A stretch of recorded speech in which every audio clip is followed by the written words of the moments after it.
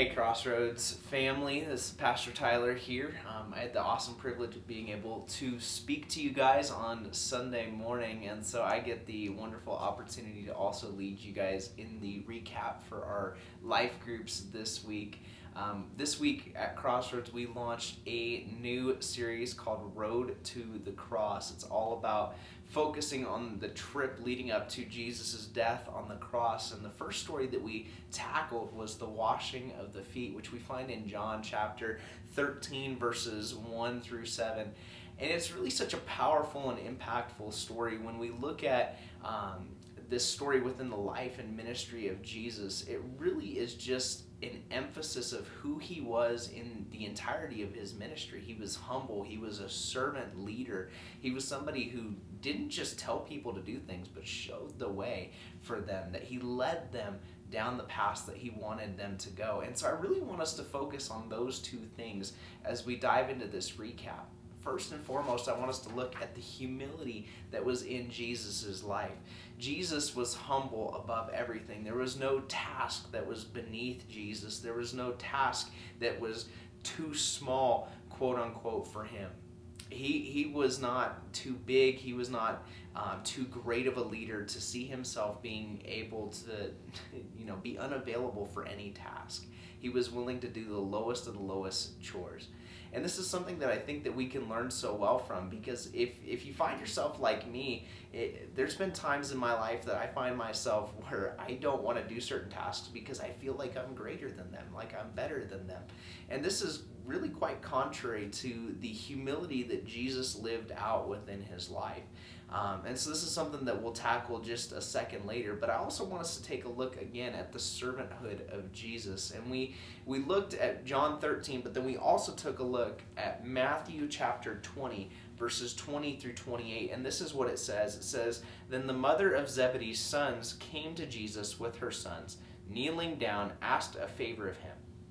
'What is it you want?' he asked. She said, 'Grant that one of these two sons of mine may sit at your right and the other at your left in the kingdom.' And Jesus said, 'You don't know what you are asking. Can you drink the cup that I am going to drink?' And they answered, 'We can.'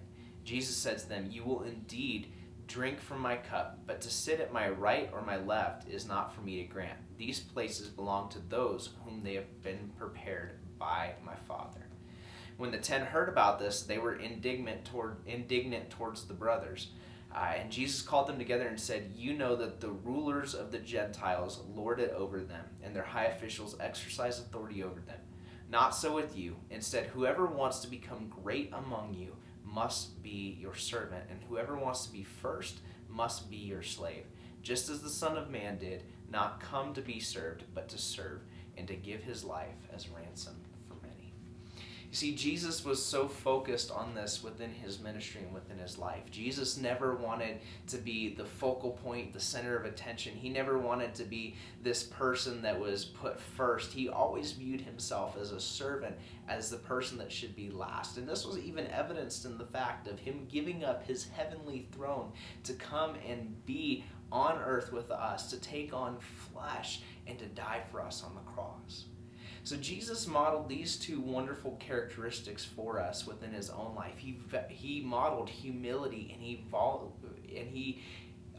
he modeled servant leadership for us as well.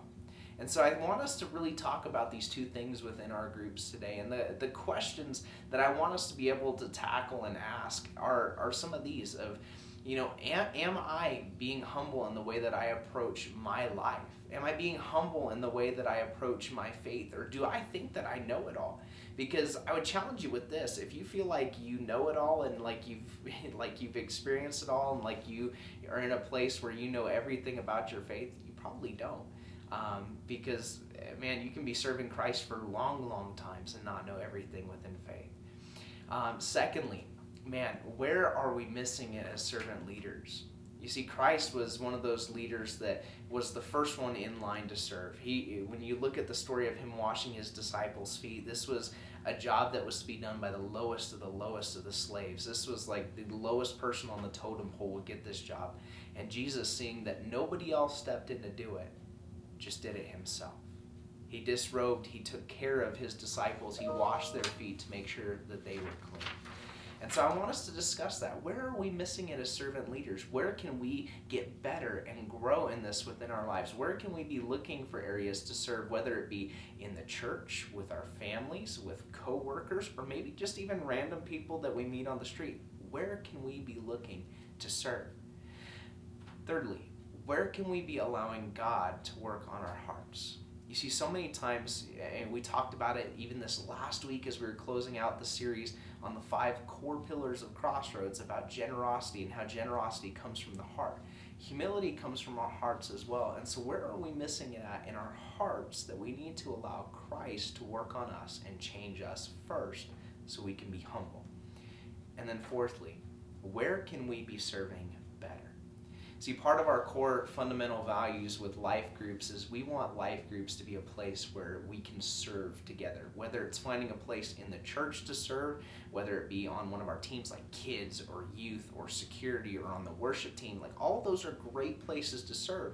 But we also want our life groups to be getting out in the community and serving together, whether it be at a soup kitchen, at a homeless shelter, at the pregnancy center, wherever it may be. We want our life groups to be serving in this community.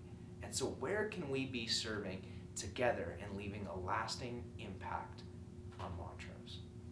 Life groups, I want to just thank you for joining with us today, and I really hope that your discussion goes well and that you can dive a little bit deeper into this conversation today. But let's be vulnerable, and let's go deep, and let's challenge each other to see where we can be humble and where we can grow as servants.